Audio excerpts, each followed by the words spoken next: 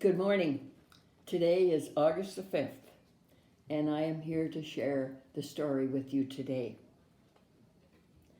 It has been a challenge for me to find faith and love in this story.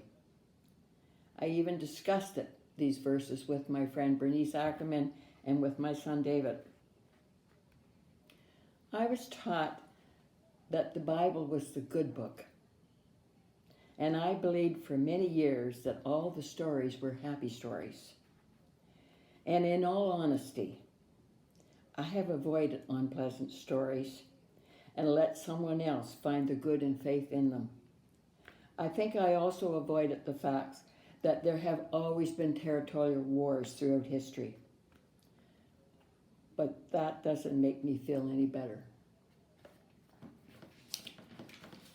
Our verses today are Judges 7:19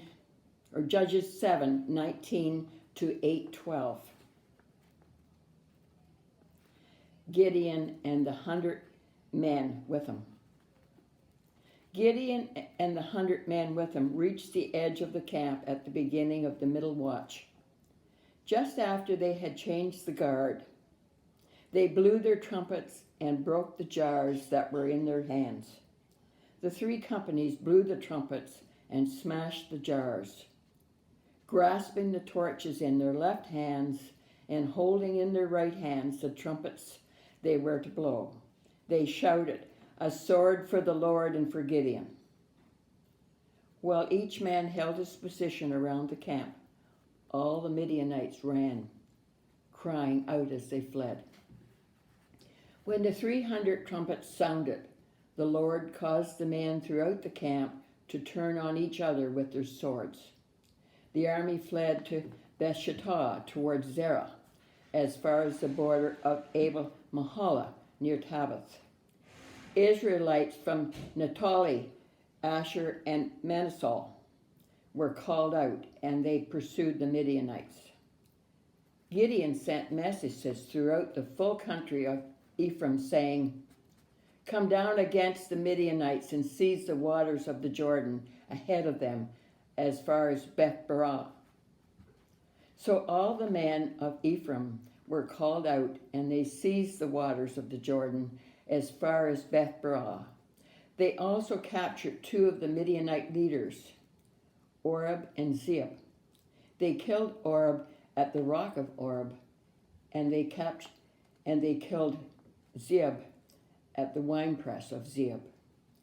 They pursued the Midianites and brought the heads of Oreb and Zeeb to Gideon, who was by the river Jordan. Now the Ephraimites asked Gideon, "Why have you treated us like this? Why didn't you call us when you went to fight Midian?" And they challenged him valiantly. But he answered them, "What have I accomplished compared to you? Aren't the gleanings of the Ephraim's grapes better than the full grape harvest of Ebenezer? God gave Oreb and Zeeb, the Midianite leaders, into your hands. What was I able to do compared to you?" At this, their resentment against him subsided. Gideon and his 300 men, exhausted yet keeping up the pursuit, came to the Jordan and crossed it. He said to the men of Sakah, "Give my troops some bread. They are worn out, and I am still pursuing Zebah and Zalmunna, the kings of Midian." But the officials of Sakah said, "Do you already have the hands of Zeeb and Zalmunna in your possession? Why should we give bread to your troops?" Then Gideon replied, "Just for that, when the Lord has given Zebah and Zalmunna to my hand, I will tear your flesh with desert thorns and briars." From there he went to the Peniel and made the same request of them, but they answered as the men of Sakah had.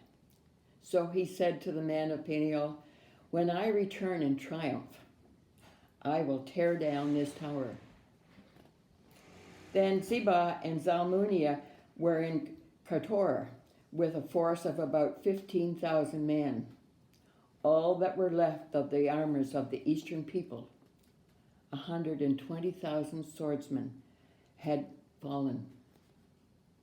Gideon went up by the route of the Nobads, east of Nobah and Jog, and attacked the unsuspecting army.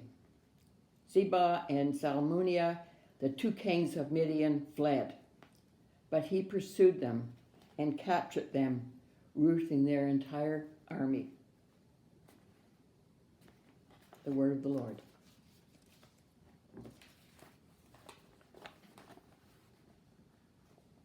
I'm still struggling. I'm obviously not a biblical scholar. I think my feelings of hate for wars and battles go back to my childhood. I cannot justify the slaughter. My father served in the First World War until he was hospitalized from mustard gas and suffered for all his life. His brother also served in the First World War and died in France just 2 months after the war was over.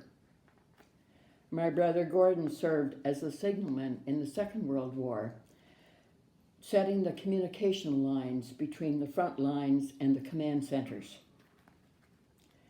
I have vivid memories of my mother's sadness and my father listening to the news on the radio and then disappearing into the barn or into the fields for hours. Several young men from our communities died during the war. There was always sadness, but faith and hope was utmost. Daily prayers, there were party line prayers with other families, church, community gatherings to send parcels overseas. The community support was always there. But as a child, I felt that fear for 4 years and always felt sadness when I went to the mailbox and there was no letter from Gordon. Then, as I grew older, I began to understand the importance of that strong faith and how it held us up. Gideon and all his warriors and the other warriors must have had faith and had faithful families praying and worrying about them at home. Thanks be to God for the world we live in. Our food, shelter, our leaders, our frontline workers, friends and neighbors, and above all, God's love. May God be with you as we live through this historic pandemic and the changes happening around the world. Be safe, my friends, and keep well. God bless. Join us tomorrow with Pat and Donald Caldwell.